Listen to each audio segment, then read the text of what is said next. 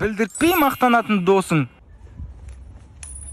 Мен теңгемен дұрыс шықпайды екен. Алдын биткоинмен істегем ғой, өзім биткоиндармен. Әдем шығып, анау удобно да қабағанға. Құлақ қышып кетті, бірақ құлақ шықпайтын бірдеңе жоқ па? Құлақ шықпайтын. С-класстың кілті де сыймайды ше, шықпай салайын. Ё-май, Не қылды? кеше футболда Қайраттың сборныймен тренировка жасағанбыз ғой. Кішкене сіңірлер тартылып қапты да.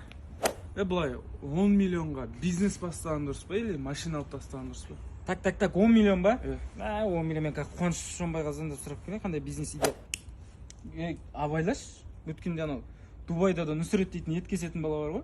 Стейк кесіп берем деп, қолымды кесіп алайын деп қояды.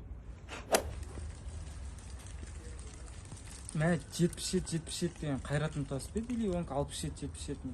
Қайрат Нұртаспен араласасың ба?